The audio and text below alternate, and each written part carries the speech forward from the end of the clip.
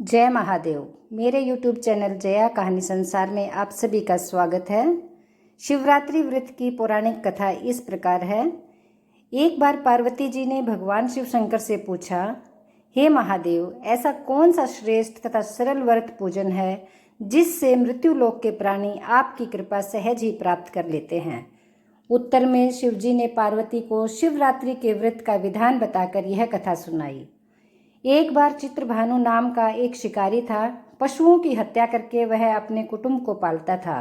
वह एक साहूकार का ऋणी भी था, लेकिन उसका ऋण समय पर न चुका सका। क्रोधित साहूकार ने शिकारी को शिव मठ में बंदी बना लिया। संयोग से उस दिन शिवरात्रि थी। शिकारी ध्यान मग्न होकर शिव संबंधी धार्मिक बातें सुनता रहा। चतुर्दशी को उसने शिवरात्रि व्रत की कथा भी सुनी। संध्या होते ही साहूकार ने उसे अपने पास बुलाया और ऋण चुकाने के विषय में बात की। शिकारी अगले दिन सारा ऋण लौटा देने का वचन देकर बंधन से छूट गया। अपनी दिनचर्या की भांति वह जंगल में शिकार के लिए निकला, लेकिन दिन भर बंदी गृह में रहने के कारण भूख प्यास से व्याकुल था। शिकार करने के लिए वह एक तालाब के किनारे बेल वृक्ष पर पड़ाव बनाने लगा।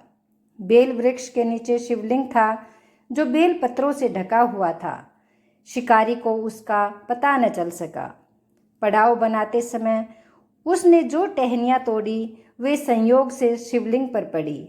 इस प्रकार दिन भर भूखे प्यासे शिकारी का व्रत भी हो गया और शिवलिंग पर बेल पत्र भी चढ़ गए। एक पहर रात्रि बीत जाने पर एक गर्भिणी हिरनी तालाब पर पानी पीने पहुंची। शिकारी ने धनुष पर तीर चढ़ाकर ज्यों ही प्रत्यंचा खींची, हिरनी बोली, मैं गर्भिणी हूँ, शीघ्र ही प्रसव करूँगी। तुम एक साथ दो जीवों की हत्या करोगे जो ठीक नहीं है। मैं बच्चे को जन्म देकर शीघ्र ही तुम्हारे समक्ष प्रस्तुत हो जाऊंगी, तब मुझे मार लेना। शिकारी ने प्रत्यंचा ढीली कर दी और हिरनी जंगली झाड़ियों में लुप्त हो गई। कुछ ही देर बाद एक और हिरनी उधर से निकली। शिकारी की प्रसन्नता का ठिकाना न रहा। समीप आने पर उसने धनुष पर बाण चढ़ाया। तब उसे देख हिरणी ने विनम्रतापूर्वक निवेदन किया, हे पार्वती, मैं थोड़ी देर पहले ऋतु से निवृत्त हुई हूँ, कामातुर विरहिणी हूँ, अपने प्रिय की खोज में भटक रही हूँ। मैं अपने पति से मिलकर शीघ्र ही तुम्हारे पास आ जाऊंगी। शिकारी ने उसे भी जाने दिया। 2 बार शिकार को खोकर उसका माथा ठनका। वह चिंता में पड़ गया। रात्रि का आखिरी पहर बीत रहा था। तभी एक अन्य हिरनी अपने बच्चों के साथ उधर से निकली। शिकारी के लिए यह स्वर्णिम अवसर था। उसने धनुष पर तीर चढ़ाने में देर नहीं लगाई। वह तीर छोड़ने ही वाला था कि हिरनी बोली, हे पारधी, मैं इन बच्चों को इनके पिता के हवाले करके लौट आऊंगी। इस समय मुझे जाने दो। शिकारी हंसा और बोला, सामने आए शिकार को छोड़ दूं? मैं ऐसा मूर्ख नहीं। इससे पहले मैं 2 बार अपना शिकार खो चुका हूं।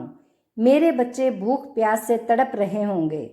उत्तर में हिरणी ने फिर कहा, जैसे तुम्हें अपने बच्चों की ममता सता रही है, ठीक वैसे ही मुझे भी। इसलिए सिर्फ बच्चों के नाम पर मैं थोड़ी देर के लिए जीवन दान मांग रही हूँ। हे पारधी, मेरा विश्वास कर, मैं इनको इनके पिता के पास छोड़कर तुरंत लौटने की प्रतिज्ञा करती हूँ। हिरणी का दीन स्वर सुनकर शिकारी को उस पर दया आ गई। उसने उस हिरणी को भी जाने दिया। शिकारी शिकार के अभाव में बेल वृक्ष पर बैठा बेल पत्र तोड़ तोड़ कर नीचे फेंकता जा रहा था। पो फटने को हुई तो एक हृष्ट पुष्ट हिरण उसी रास्ते पर आया। शिकारी ने सोच लिया था कि इसका शिकार वह अवश्य करेगा। शिकारी की तनी प्रत्यंचा देखकर हिरण विनीत स्वर में बोला, हे पारधी भाई, यदि तुमने मुझसे पूर्व आने वाली 3 हिरणियों तथा छोटे छोटे बच्चों को मार डाला है तो मुझे भी मारने में विलंब न करो, ताकि मुझे उनके वियोग में एक क्षण भी दुख न सहना पड़े। मैं उन हिरणियों का पति हूँ।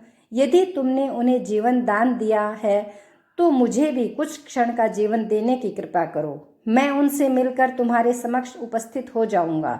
हिरण की बात सुनते ही शिकारी के सामने पूरी रात का घटना चक्र घूम गया। उसने सारी कथा हिरण को सुना दी।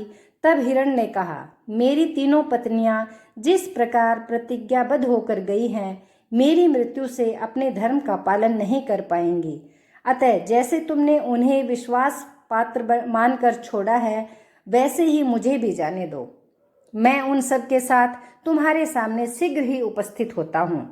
उपवास, रात्रि जागरण तथा शिवलिंग पर बेलपत्र चढ़ने से शिकारी का हिंसक हृदय निर्मल हो गया था।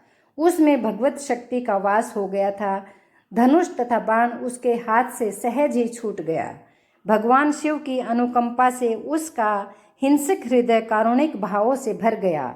वह अपने अतीत के कर्मों को याद करके पश्चाताप की ज्वाला में जलने लगा। थोड़ी ही देर बाद वह मृग सपरिवार शिकारी के समक्ष उपस्थित हो गया ताकि वह उनका शिकार कर सके। किंतु जंगली पशुओं की ऐसी सत्यता, सात्विकता एवं सामूहिक प्रेम भावना देखकर शिकारी को बड़ी ग्लानि हुई। उसके नेत्रों से आंसुओं की झड़ी लग गई। उस हिरणी परिवार को न मारकर शिकारी ने अपने कठोर हृदय को जीव हिंसा से हटा सदा के लिए कोमल एवं दयालु बना लिया। देवलोक से समस्त देव समाज भी इस घटना को देख रहे थे। घटना की परिणति होते ही देवी देवताओं ने पुष्प वर्षा की। तब शिकारी तथा हिरणी परिवार मोक्ष को प्राप्त हुए। दोस्तों, तो ये थी शिवरात्रि के व्रत की कहानी आपको पसंद आई हो तो इसे लाइक और शेयर करें और चैनल को सब्सक्राइब करना ना भूलें। धन्यवाद।